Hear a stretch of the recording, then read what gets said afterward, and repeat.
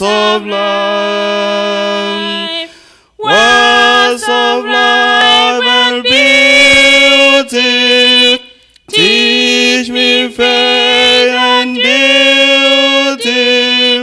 Beautiful words, wonderful words, wonderful words of life. Beautiful words, wonderful words, wonderful words of life. Christ the blessed one gives to all wonderful words of life. Sinners blessed and living God, wonderful words of life. All of freely given, holding us to heaven.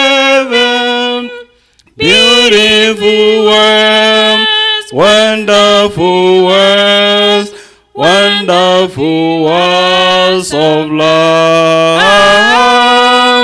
Beautiful words, wonderful words, wonderful words of love. Sweetly echo the gospel come, wonderful words of love.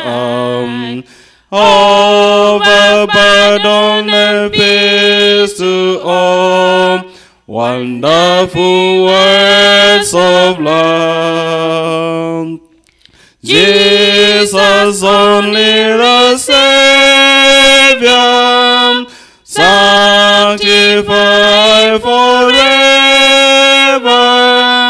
Beautiful words, wonderful words, wonderful words of love. Beautiful words, wonderful words, wonderful words of love. Maenego mansuigo mangananya sae. Maenego mansuigo mangananya sae.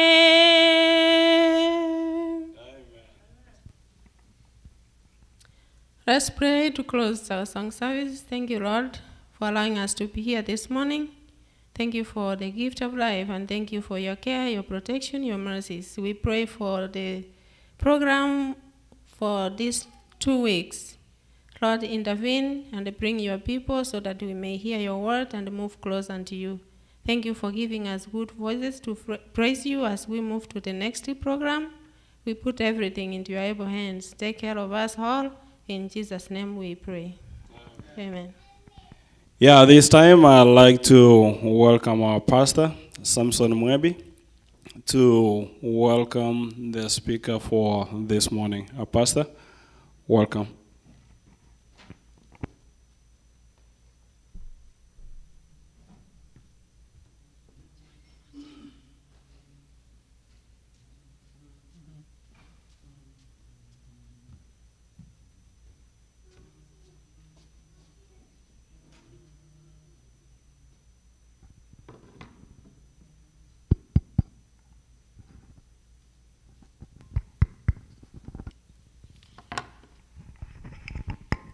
Good morning, good morning. We thank God that we have come to continue with our programs for the 12 weeks. Now we are in our second day of our program. So we thank God we are here. This time we would like to bring the speaker before us as we listen to the word of God, what God has prepared for us this morning. So, shall we pray as the speaker comes forward? Father, we thank you that we are here and you have brought us here safely. You have given us your word. We want to listen to it. Thank you. Accept us now, and we pray for the speaker and the listeners as well, for we ask in Jesus' name. Okay, our speaker is none other than the one we know, Pastor Collins from Minnesota. He's here with us. He's going to speak to us the second day. Pastor, welcome. Speak to God's people who have come to church this morning. Welcome.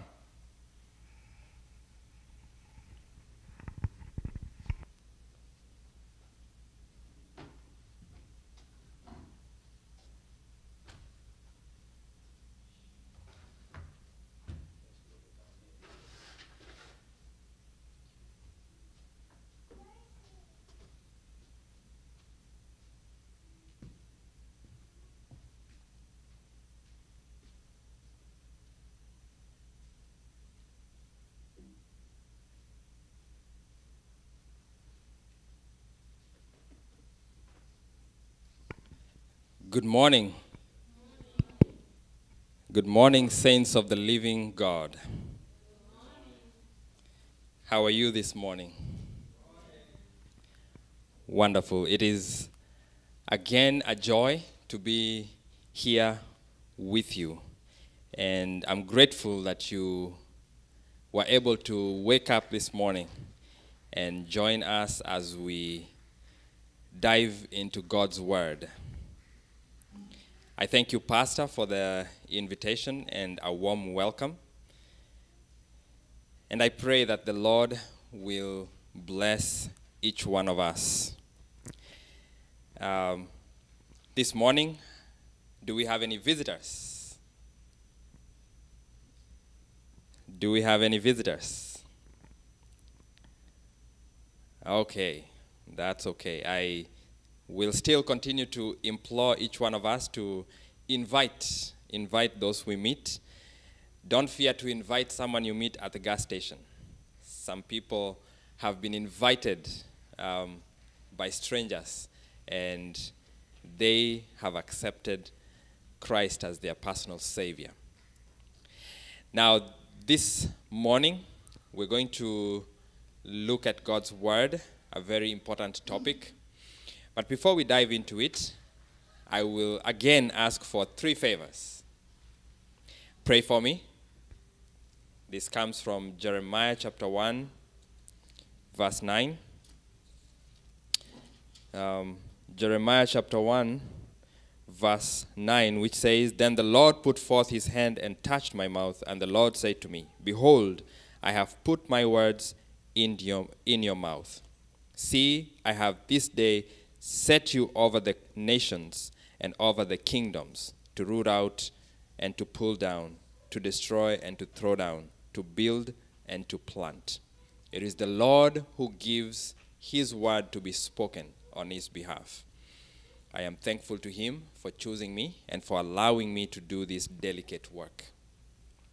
Sometimes my mind does interfere, but I pray that God will hold my thoughts and let his thoughts come through. My second favor is turn your phones off. You see, we are in the presence of a holy God. And for those of you who have been in court, the judge says there should not be any noise. When you enter the courtroom, you turn off your phone immediately. And if we have reverence and respect for the judge of this world, why don't we accord the same respect to the judge of the entire universe, our God who is in heaven? And so, for those who are using your phones as your Bible, I will request that you turn your phone down, the volume down, and then the advertisements or anything that interferes with this moment, I will request you to ignore it for the next few minutes. I will not take a lot of your time. I pray that the Lord will speak powerfully. The third favor is listen and think. Too many of us hear God's word and we don't think. And so it doesn't take root. It doesn't affect our behavior. And so we find ourselves going back to the same ways even after we have heard the living word. And so I encourage you to listen and think as we hear God speak. And with that, we're going to pray, and then we will dive into our word. Shall we pray? Our Father, we invite you to speak to us. This is the moment. I pray that my thoughts will be suppressed, and I pray that the Holy Spirit will be heard clearly, dear Father. May you help me to articulate each and every point clearly, dear Father, so that I will represent you in the way you want to be represented, dear Father. I pray this in the name of Jesus, our Savior. Amen. Now, this morning, I want to look at a special topic, and this is baptism, a great symbol. Baptism, a great symbol. Now, we talked about the postmodern, the postmodern mind. Our children, and as I told you, the young man who asked me this question, that was not the only question that he asked. There are many others who have asked similar questions. And the question I want to answer today is baptism necessary? Is baptism necessary? This is the central question that we're going to ask ourselves today. Is baptism necessary? Now, I approach it this way in order to answer unasked questions. I know some of these questions are questions we think about, but we do not have the boldness or the courage to ask them of our pastor or our elders or anyone for that matter. And so, borrowing from the questions that the young people ask, I believe even us adults ask the same questions, being that we are exposed to the postmodern world every single day. Now, the postmodern thought process has infiltrated every field of learning. It's in the universities, it's in the TVs, it's everywhere. And so even as adults, we sometimes think that way without necessarily knowing it. We criticize everything. We ask questions of everything, even things that we have known for ages and ages and ages. And this is why many a times we have many attendees in the congregations that do not commit themselves to Christ.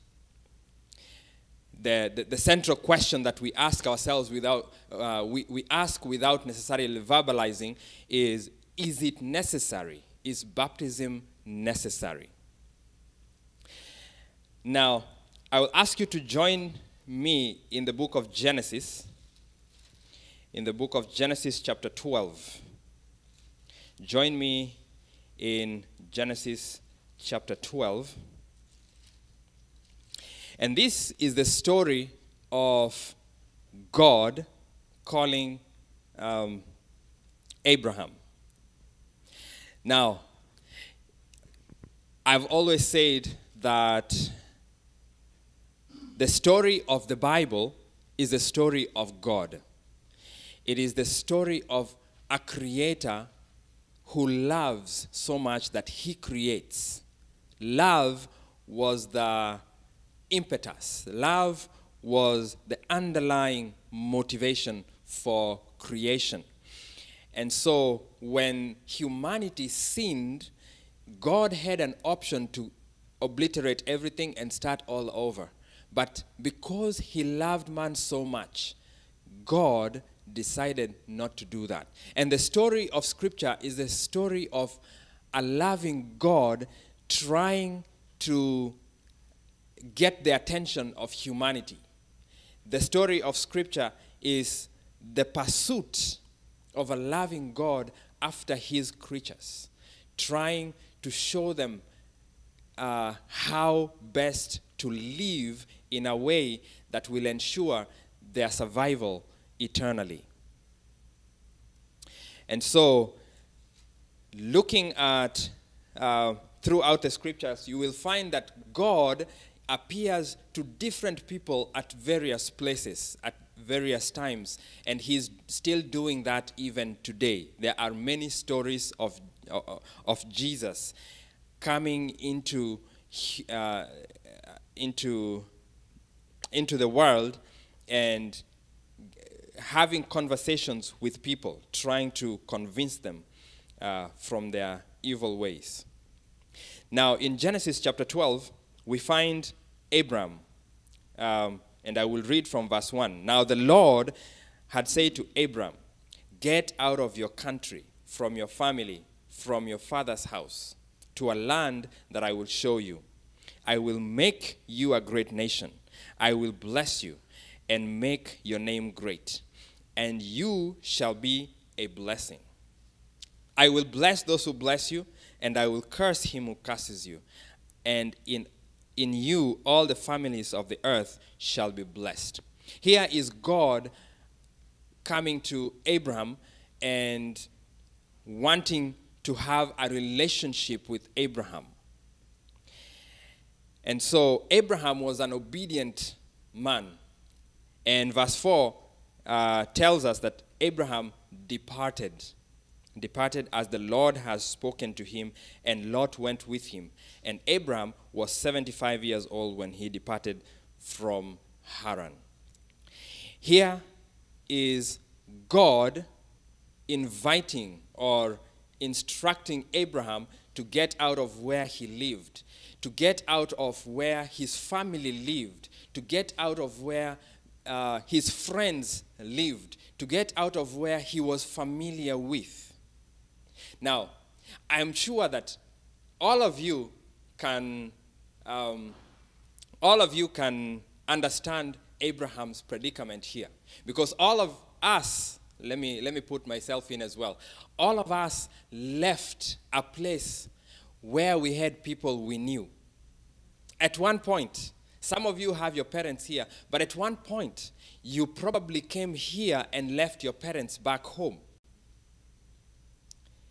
And so the same feeling, the same experience that you had, besides the aeroplane ride, the same experience you had when you were leaving from your home, coming to America or coming to any country for that matter, is the same experience that Abraham experienced when he left his home in Haran. And so God brings him out, separates him from the idol worshippers of the time, and God wants to have a one-on-one relationship, one-on-one time with Abraham and his descendants. Here we are told Lot went with Abraham. Now, fast forward in chapter 17, God has had an experience with Abraham, and in chapter 17, God makes a covenant with Abraham, and he sets a sign that will identify Abraham and his descendants as God's people. In chapter 17, I will not read the whole entire chapter, but I will read verse 10 to 12, specifically about the sign of the covenant. The Bible says, "This is my covenant with which you shall keep between me and you and your descendants after you. Every male child among you shall be circumcised. And you shall be circumcised in the flesh of your foreskins, and it shall be a sign of the covenant between me and you. Now, God values relationships between himself and those who accept his instruction. And so, in order for him to be able to identify them, he gives them a sign, and this is one of the signs that we see in the scriptures. He who is 8 years old, verse 12, among you shall be circumcised, every male child in your generations. He who is born in your house or bought with money from any foreigner who is not your descendant shall be circumcised. Now, this circumcision was a sign. It was a symbol that separated Abraham and his descendants from the rest of the people who lived around there. Was it important, and how important was it? Was it possible for Abraham to not circumcise one person and still that person be considered as part of the fold of God? In order to answer this question, we have established that God has set a sign, and I will show you other signs. We are looking at one sign right now. I will show you a different sign. I will show you a different symbol, and we shall see, is it important? Is this an important thing? Let's go to Exodus chapter 4. In Exodus chapter 4, chapter 3, God has met with Moses. God has called upon Moses in a burning bush. Moses has come, and God has sent him back to Pharaoh to go and instruct Pharaoh to let his people go. Now, in Exodus chapter 4, Moses finally decides to go to Egypt. And on the way, God told him that he will meet Aaron, his brother, and then together they will go to Pharaoh. However, verse 22 to 26 records something that is interesting. The Bible says, the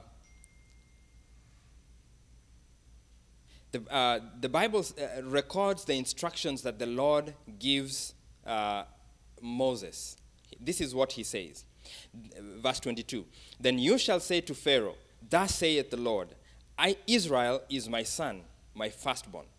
So I say to you, let my son go, that he may serve me, that he may serve me. But if you refuse to let him go, indeed I will kill your son, your firstborn. And it came to pass on the way at the encampment that the Lord met him and sought to kill him. Then Zipporah took a sharp stone and cut off the foreskin of her son, cast it at Moses' feet, and said, surely you are a husband of blood to me. So he let him go. Then she said, you are a husband of blood because of the circumcision. Now, this is the story of Moses' interaction with his wife. Moses had wanted to circumcise all his sons according to the covenant that Moses received through from generation to generation. Now, remember that Moses had ran away from Egypt to the Midian country, and that's where he found his wife Zipporah. The Midianites had a different custom, had a different way of life. They did not circumcise their children. Now, when Moses had presented circumcision, Zipporah had refused because she did not want to cause pain to the son. And even though Moses wanted to perform on the 8th day, Zipporah still refused. And so as they are walking towards Egypt, now remember, God had called Moses as a prophet. Was Moses God's servant? Was Moses God's servant? Was Moses doing an errand for God in this particular case? Yes, Moses was going to do God's work. It's actually God who was uprooting Moses from Midian, from the Midian country, to go back to Egypt. And yet, when Moses had not conformed to all of God's requirement, God meets Moses along the way, on his way to go and perform what God has called him to do. And he does what? Moses knows what this means. And immediately, Zipporah is also able to pinpoint exactly what is wrong with them. And so Zipporah actually performs the rite of circumcision on the son. Now, this is what the patriarchs and prophets says. On the way from Midian, Moses received a startling and terrible warning of the Lord's displeasure. An angel appeared to him in a threatening manner, as if he would immediately destroy him. No explanation was given, but Moses remembered that he had disregarded one of God's requirements. Yielding to the persuasion of his wife, he had neglected to perform the rite of circumcision upon their youngest son. He had failed to comply with the condition by which his child could be entitled to the blessings of God's covenant with Israel. Did you get the point?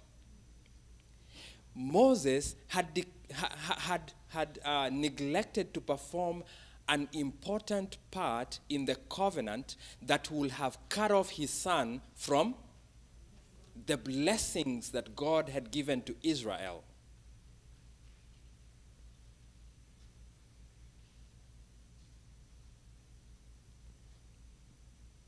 I'm pausing there deliberately so you can think, so it can sink. You see, I have been saying that God is love. God loves us so much that he doesn't want us to miss out the blessings that he is about to give his people. And so God does everything in his toolbox to be able to woo all of us back to him. God does not want any one of us to miss heaven. God does not want anyone who is in this entire world to miss the heavenly kingdom, to miss eternal life, to miss eating the fruit of life. God wants each one of us to partake of it. And so in this case, God had blessed Moses deeply. Moses was part of God's covenant people. And Moses had neglected one task that will have cut off his son from being associated with God's people. And such a neglect on the part of their chosen leader could not but lessen the force of the divine precepts upon the people. Zipporah, fearing that her husband will be slain, performed the rite herself, and the angel then permitted Moses to pursue his journey. In his mission to Pharaoh, Moses was to be placed in a position of great peril. His life could be preserved only through the protection of holy angels. But while living in neglect of a known duty, he would not be secure, for he could not be shielded by the angels of God. Did you hear that point? Let me try to explain it. You see, when God has given us precepts to follow, God also enables us to perform them. Okay? When we neglect to perform them, we place ourselves in a position of jeopardy. Now, Moses had been given a very delicate task, a task that would potentially cost his life. Remember, Moses had been brought up in Egypt. In whose house? In whose house? In Pharaoh's house. Moses had been brought up in Pharaoh's house. Okay? And so, God was sending Moses back to where Moses had ran away from. Okay? There's a reason why Moses ran away. And what is that reason? He had killed an Egyptian. And killing an Egyptian, that was, the penalty was death. And so, Moses is fearful at the time when he meets God, when God sends him there. In chapter 3, if I had time, I would show you, Moses actually refuses. But then, eventually, God prevails and Moses decides to go. God knew that he had placed Moses in a position that was difficult. And so Moses needed to depend specifically on God. He needed angelic protection in order for him to actually perform the task safely. Now, the problem is when we don't follow God's precepts, when we don't obey, what happens? God cannot protect us. When we neglect one duty, God cannot protect us when we are in a position of danger. Because we have neglected one duty. What happens? When we are disobedient, we are obedient to Satan. There are two forces in this world. One is God, the other one is Satan. Okay? God requires obedience to all his precepts. And Satan wants to, he wants us to sin against God. He wants us to break God's commandments. In other words, he wants us to neglect every duty that we are required to keep. And so, when we neglect a known duty, God's angels cannot shield us, because Satan has claim over us. Satan has claim over us. Satan asks, why do you protect him? He is breaking your law. He is mine. Okay? And she finishes by saying, in the time of trouble, just before the coming of Christ, the righteous will be preserved through the ministration of heavenly angels. But there will be no security for the transgressor of God's law.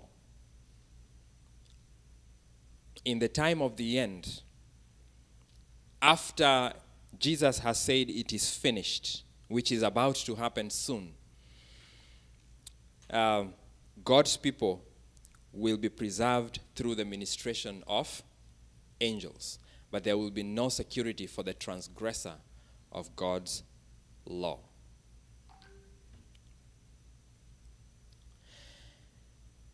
So, my question to you is, was circumcision necessary? Was circumcision necessary? Yes, it was necessary. And they neglected that duty at their own risk. Okay? Now, another question. Did circumcision guarantee salvation?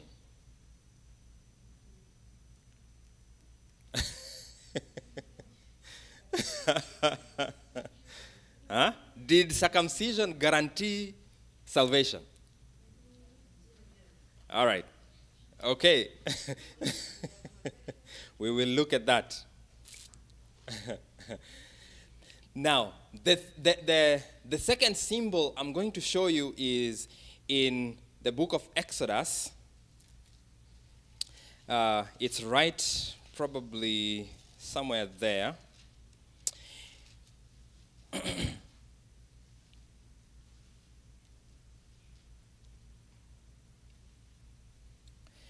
Okay.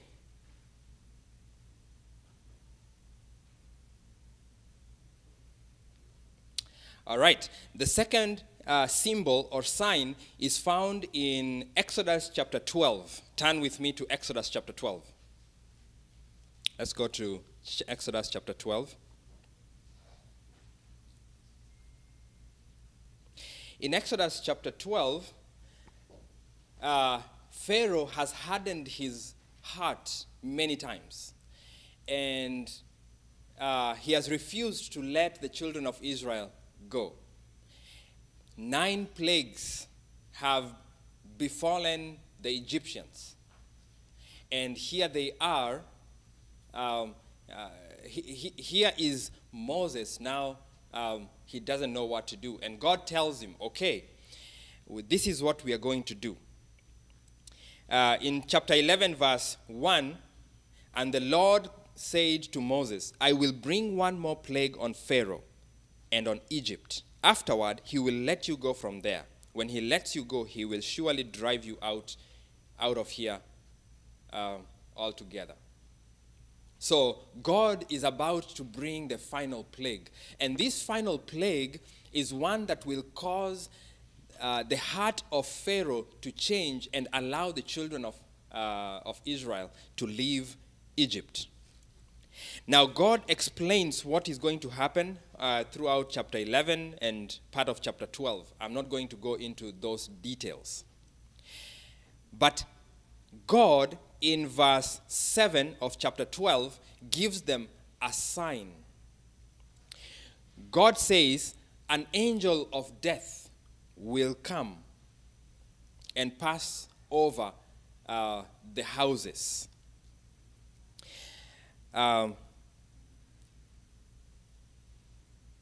So he gives the instructions in verse 1 to verse 6. And in verse 7 he says, and they shall take some of the blood and put it on the 2 doorposts and on the lintel of the houses where they eat it.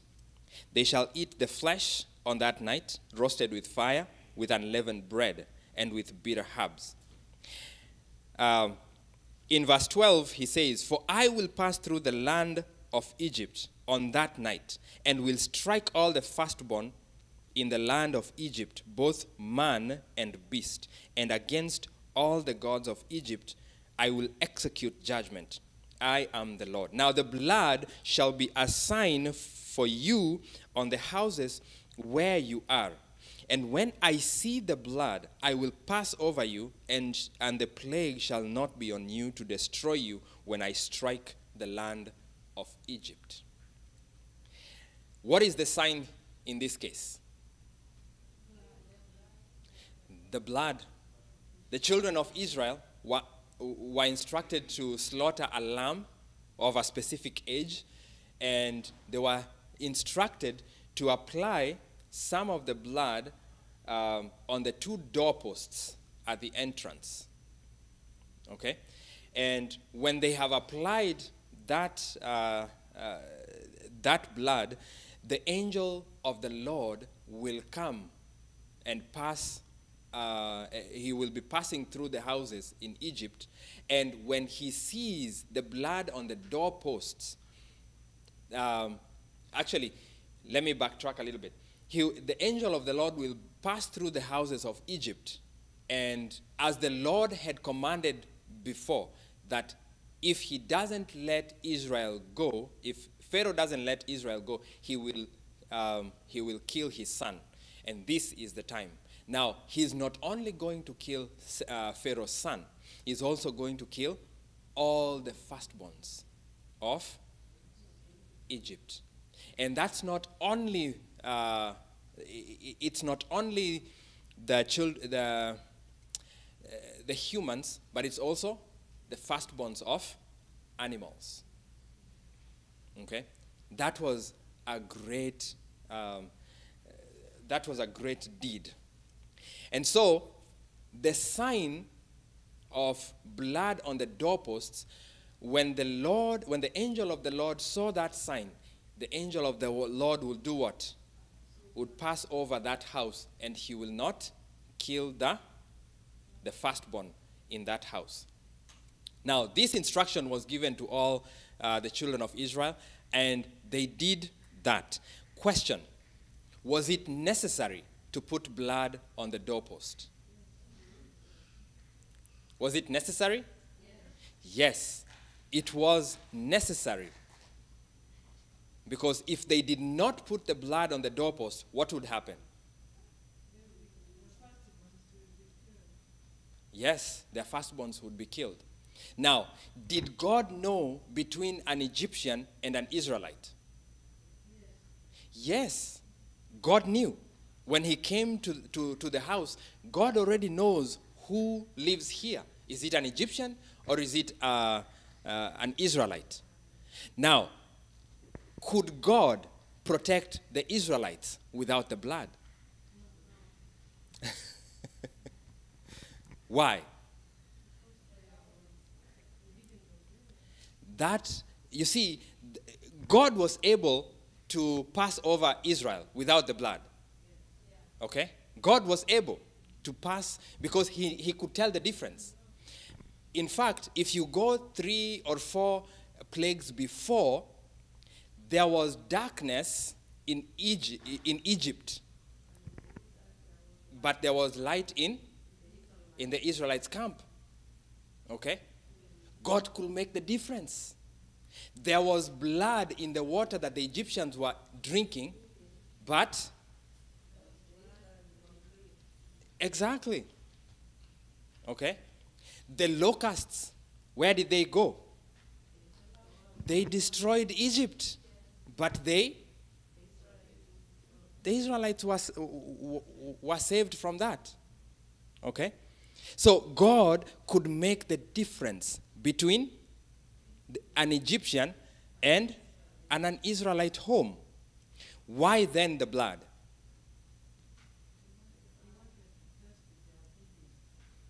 Thank you, my sister.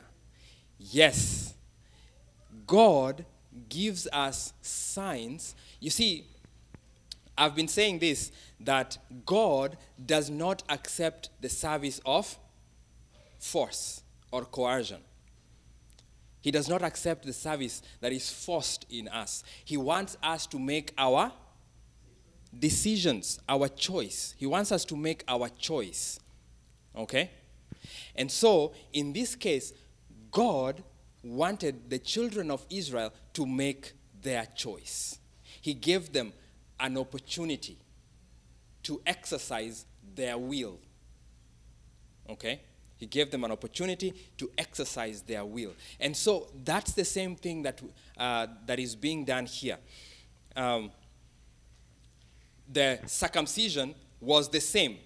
God wanted Moses to do what? To exercise his will. Moses and Zipporah. Now, we have seen that the circumcision was necessary. The blood was necessary. If they did not circumcise their children were cut off from the blessing that God gave to Israel. In this case, the blood was necessary. If they did not apply the blood on the doorpost, that meant that was disobedience. They disregarded a duty.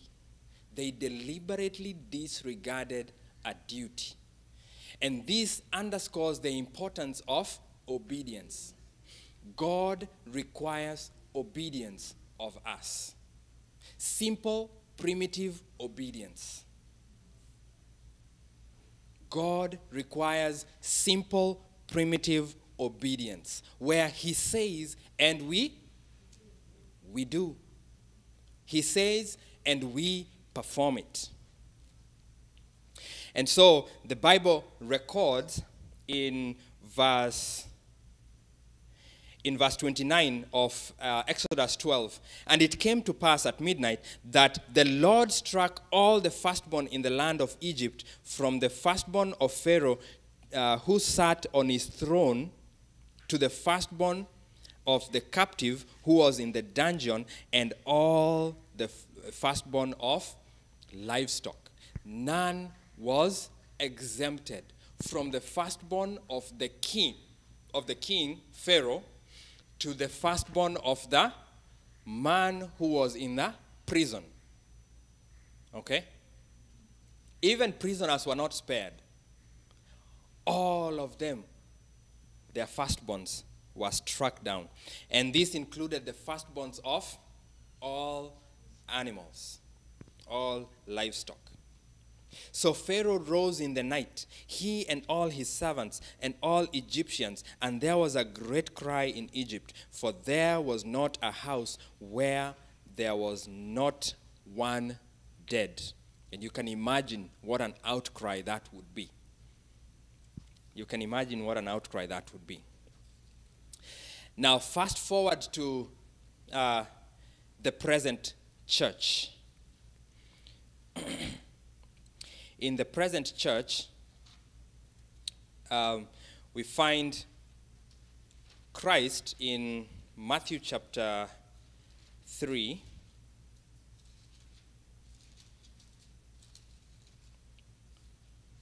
All right. We go to Matthew chapter 3. In Matthew chapter 3, Christ has begun is about to begin his ministry on earth. And John the Baptist prepares the way for him.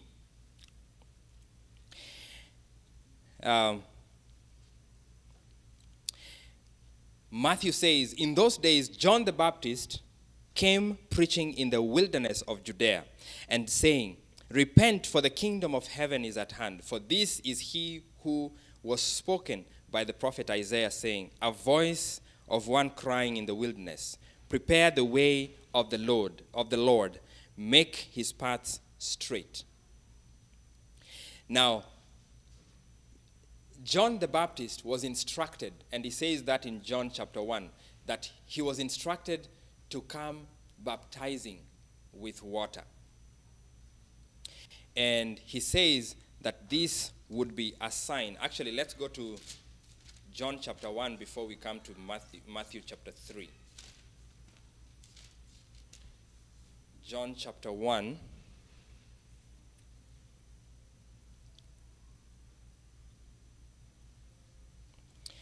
All right. In John chapter 1,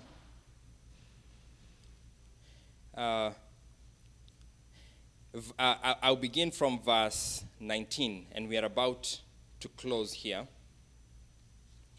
Now this is the testimony of John when the Jews sent priests and Levites from Jerusalem to ask him, who are you?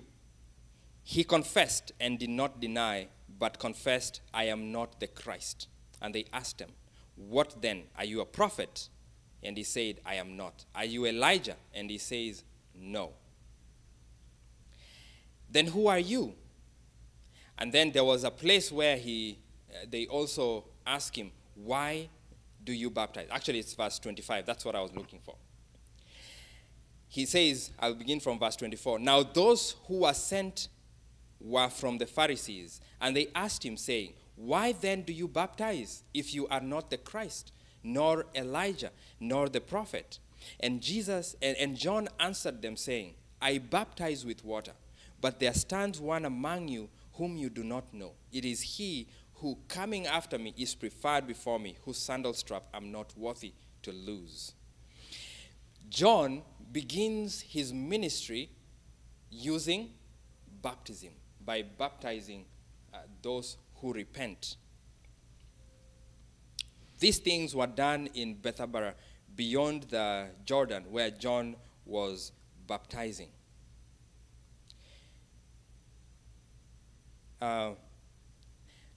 Now, in verse 29, it says that the next day John saw Jesus coming toward him and said, "Behold, the Lamb of God who takes away the sin of the world.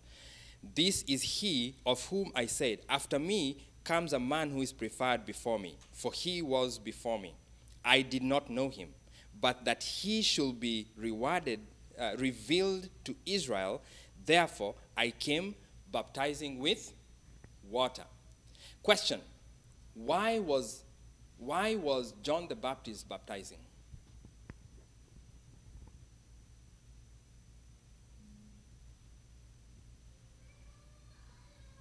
Why was he baptizing? I just read the answer. Yes. Mm-hmm.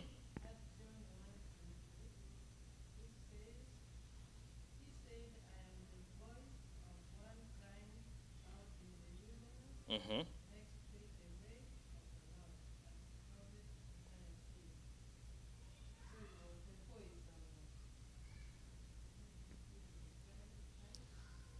Yep, he was the voice of one crying in the wilderness. That's true. Okay. He was preparing the way for Christ. Why specifically is he baptizing? Why baptism? Huh? He was sent by God. Okay. That's true. It was a sign of repentance to the people. Okay. Why is John baptizing? He says it in verse 31. Let's read verse 31 slowly. Okay? Put our thinking hats on. All right, let's go. I did not know him, but that he should be revealed to Israel. Therefore, I came baptizing with water. Why is John baptizing with water? Exactly. Thank you very much. You got it. John was preparing the way for Christ. And in order that he may reveal Christ to the entire nation, John came baptizing with water.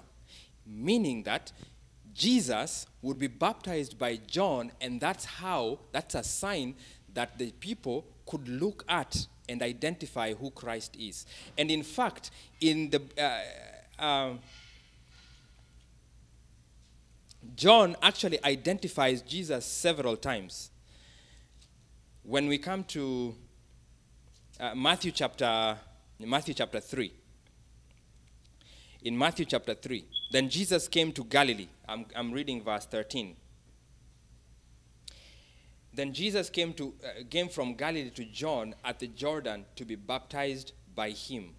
And John tried to prevent him, saying, "I need to be baptized by you, and are you coming to me?" But Jesus answered and said to him, "Permit it to be so, for thus it is fitting for us to fulfill all righteousness." Then he allowed him. When he had been baptized, Jesus came up immediately from the water, and behold, the heavens were opened to him, and he saw the Spirit of God descending like a dove and alighting upon him. And suddenly a voice came from heaven, saying, "This is my beloved Son, in whom I am well pleased." Now this was the big moment. This was the great moment that Israel was really waiting for. All through the years, all through from the fall of Adam and Eve, where it had been prophesied that the Messiah would come to atone for the sin of the world. This was the particular moment that they were waiting for. This was a big moment. This was their moment. Jesus is baptized, symbolizing the beginning of his ministry. And after he is baptized, what happens? heaven opens and a dove comes and rests on him. The Holy Spirit comes in form of a dove. John makes it more dramatic. John actually explains what he was told. I can't get it. Let me see, verse 1. Okay, there we go. And John bore witness in verse 32. Verse 32, and John bore witness, saying, I saw the Spirit descending from heaven like a dove, and he remained upon him. I did not know him, but he who sent me to baptize with water said to me, upon whom you see the Spirit descending and remaining on him, this is he who baptizes with the Holy Spirit. And I have seen and testified that this is the Son of God. The reason John was baptizing was to identify the Messiah. Okay? And John was instructed by the angel of the Lord that upon whom you see the dove alighting, that is the Son of God. Because John had baptized many. In fact, if you read Matthew and Luke, you will find the soldiers and others were coming to John, and there was when John was telling them, brood of vipers, what have you come to do here? And they were coming to him, what must we do in order to inherit the kingdom of heaven? And John was telling them, repent and be baptized. And they were coming in large numbers. They were coming to be baptized. And so in all this throng of people that were being baptized, how could they identify the Messiah? Everyone else was repenting and coming to be baptized, changing their ways and coming to be baptized. And here is the Son of God coming also to be baptized. Question, was Jesus a sinner? Why is he getting baptized? As an example. Thank you. Jesus is baptized to show us an example. Jesus is baptized and he introduces to us a sign. And baptism becomes a sign of those who have accepted him as their personal savior. Those who choose to accept the covenant, those who choose to obey God's word are identified by the sign of baptism.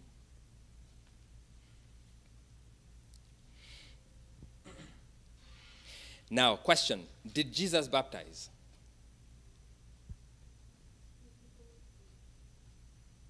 Say that again. By the Holy Spirit? Of course, John said he's the one who is coming to baptize with the Holy Spirit. In other words, those who will accept Jesus, Jesus will send the Holy Spirit unto them. And the Holy Spirit will guide them through their lives. He will guide them into all truth. That is John chapter 16. Now in John chapter 4, the Bible records, therefore, when, and I'm reading verse 1, when the Lord knew that the Pharisees had heard that Jesus made and baptized more disciples than John, though Jesus himself did not baptize, but his disciples, he left Judea and departed again to Galilee. Did Jesus baptize with water? His disciples did. Okay? His disciples did. Jesus was a supervisor, I would say. He supervised the baptism, but he did not baptize himself. His disciples did. And so this tells us that Jesus initiated the baptism. The baptism was actually initiated from heaven by God sending the angel who came to John and explained all the inner workings. And then Jesus was baptized as an example to us.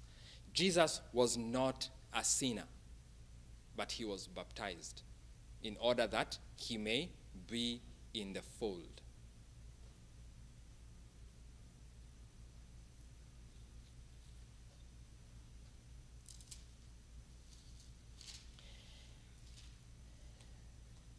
Now, finally, Jesus showed us an example, and he supervised his disciples as they baptized. And finally, as Jesus was leaving to go to heaven, he instructed his disciples to baptize people. And he says in Matthew chapter 28, verse 18, "And Jesus came and spoke to them, saying, 'All authority has been given to me in heaven and on earth. Therefore, go and make disciples of all nations, baptizing them in the name of the Father and of the Son and of the Holy Spirit, teaching them to observe all things that I have commanded you. And lo, I'm with you always, even to the end of age.'" Jesus has shown an example by going through it himself. Jesus has supervised his disciples baptizing, and Jesus is instructing us. He's instructing his disciples, and by extension, he's instructing us to do what? To baptize. Question: is baptism necessary? Are you sure?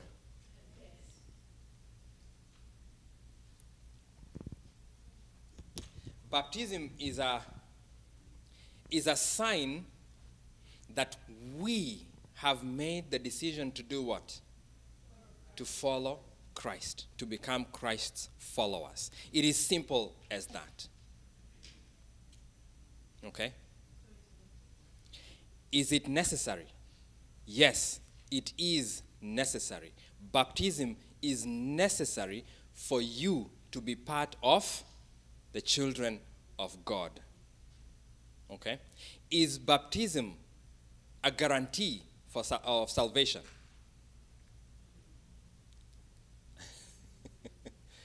Is baptism a guarantee of salvation? No. Baptism is not a guarantee of salvation. Okay? Baptism is a sign that we have accepted Christ as our personal Savior. Okay? It is a duty that should not be neglected. Just like in Moses' case, he neglected circumcision. Was circumcision necessary? Yes, it was necessary. Did it guarantee salvation? It did not guarantee salvation, because the children of Israel, though they had been circumcised, they disobeyed, and God sent them to captivity. Several times, Jesus had to send prophets, Isaiah, Ezekiel, Jeremiah, Joshua. He had to send many judges and prophets to bring them back to the fold. Obedience is still required even after circumcision. Obedience was required even after the blood on the doorposts. Now, was the blood on the doorposts necessary? Yes, it was necessary. The blood was necessary to be on the doorpost so that their firstborns would not be killed. Was it a guarantee of salvation? It was not a guarantee of salvation, because even though they had put blood on the doorposts, later on they disobeyed, and what happened? Yes, they were punished. Are you getting it? Therefore, looking at the past and coming to the present, circumcision was necessary, but it was not a guarantee of salvation. Blood on the doorpost was necessary, but it is not a guarantee of salvation. Baptism is a necessity as well to us. We must make that decision. It's a conscious decision that we make to join ourselves with the fold of God. Once we make that conscious decision, we go into the water and we are baptized. We are not automatically saved because we are baptized, but beginning that point, we must continue making a conscious decision to do what? To obey the voice of God. Baptism is a sign that we have accepted to join ourselves to the family of God. Is that clear? Baptism is a sign that we have accepted Jesus as our personal Savior. And after we have accepted Jesus as our personal Savior, our responsibility now going forward is to practice obedience of God's commandments.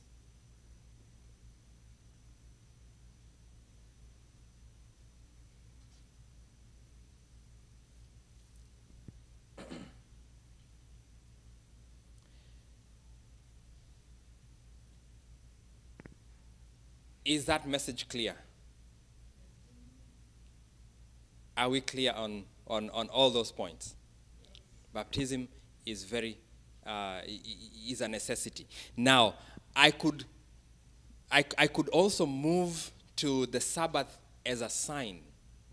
The Sabbath is a sign of our covenant with God. Yes. Is it necessary? Yes, it is necessary. Is it a guarantee of salvation? No, it is not. Many Sabbath keepers will do what? Will perish. Many Sabbath keepers perished before, and many will perish. Many will walk right into the fire of hell, even though they were Sabbath keepers. It is a sign between us and God, but it is not a guarantee of salvation. Obedience is still required of us. That is something that I want each one of you to get to understand. So just to recap, this morning we have learned that baptism is a necessity in the Christian life. There's a story told of a lady named Joyce. Joyce longed to become a Christian.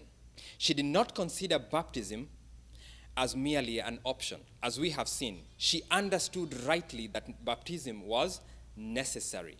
One evening, she shared with her husband the things she had learned. Outraged, he shouted, "I don't want this kind of religion in my home. And if you keep on studying, I will kill you." Some things we say.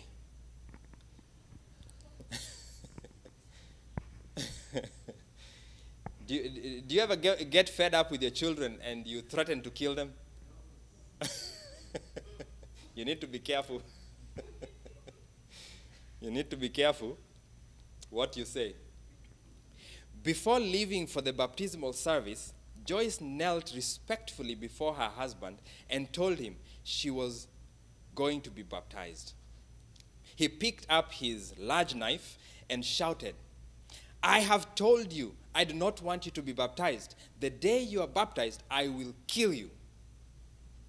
However, Joyce, determined to follow her Lord, left with her husband's threats resounding in her ears.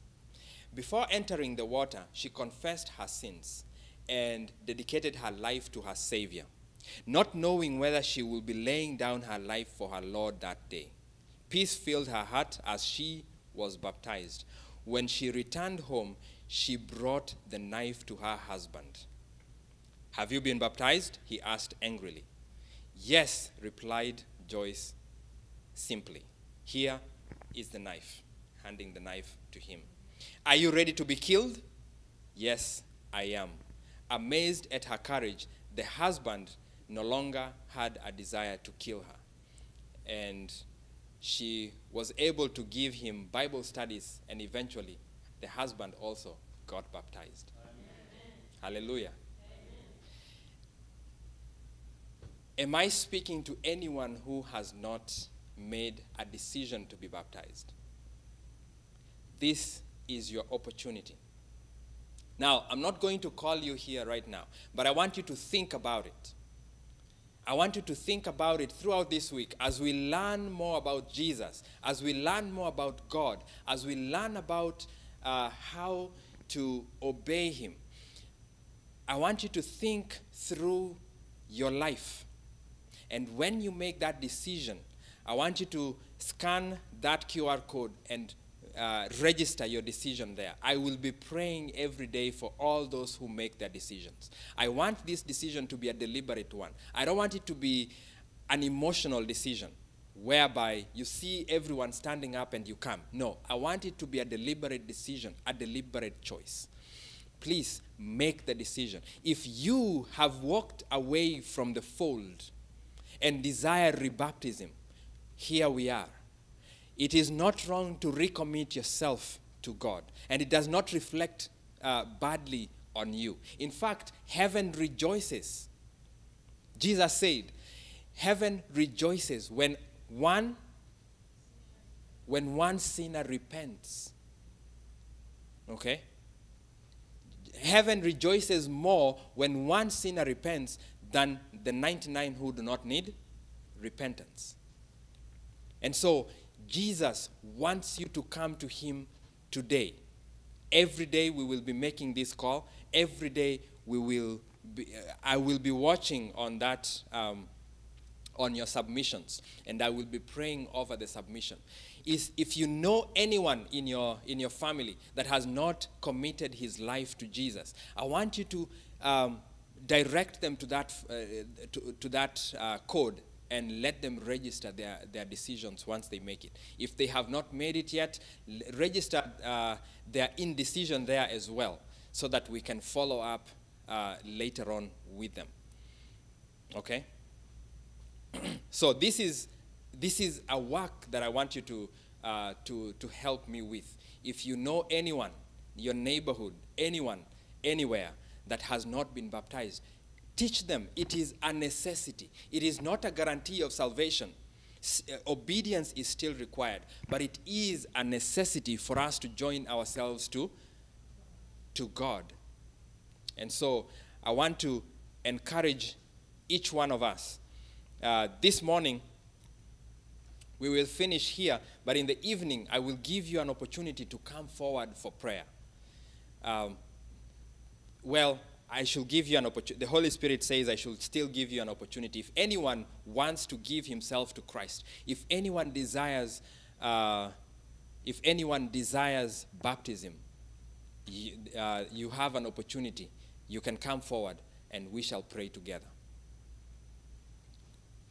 If anyone desires baptism, anyone desires prayer, anyone desires Bible study, or anyone that desires a visitation, let us know. Let us know. I will invite Pastor to come and pray as we close this morning's session.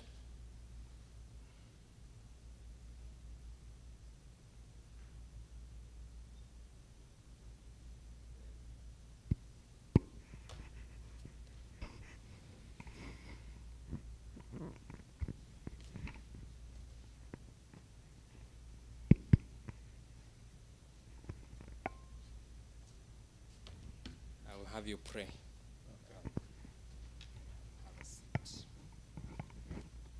Okay, we thank God for the message. As we have come to the end of this morning session of our series of preaching, listening to the word of God, I know you must have remembered someone you know who need baptism, who need to come to Jesus. I know you must have remembered someone somewhere, or a friend. So pray for that friend. Pray for that friend. Invite that friend. Shall we stand, we pray. Yes, God, we are here You brought us here to listen to your word. And we have listened that to be obedient to you, we need to hear your voice. We need to call upon your name. We need to believe what we say and what we listen, what we hear through your word, through your people whom you have used to speak your word. So we pray that may your will be done for every one of us. We know we have so many in our families, our communities, who have not made full decision for you. We pray for them. And those who are sick, we still remember them. Be with us now as we part and as we come back again this evening. We continue to listen to your word, and we pray that bring many this evening to come to hear your message that you have prepared for us. Accept us now and keep us in tune with you from now forevermore. We ask in Jesus' name. Amen. Thank you so much.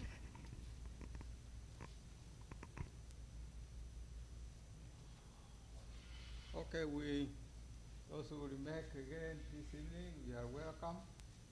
And remind many to come.